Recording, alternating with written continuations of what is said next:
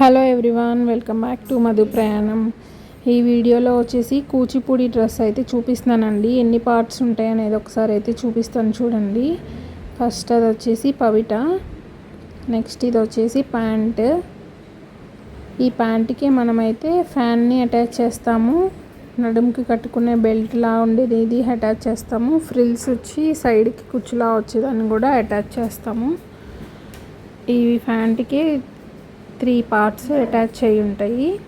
Fan అనేది విడిగా ఉంటుంది ఉక్సులతో పెట్టి. చూడండి, ఇదైతే ఇలా ఉంటుంది, చూపిస్తాను.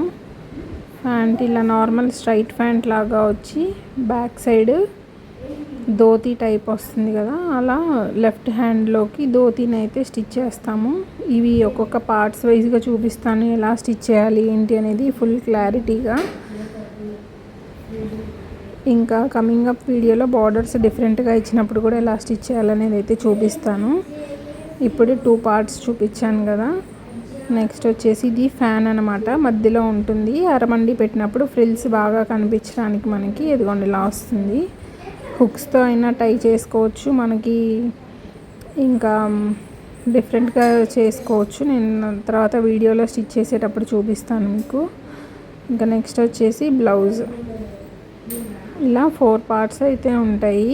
ఆ 4 పార్ట్స్ని 6 పార్ట్స్గా కూడా చేసి విడివిడిగా వేసుకోవచ్చు అన్నీ, లేదంటే కలిపి జాయిన్ కూడా చేసుకోవచ్చు.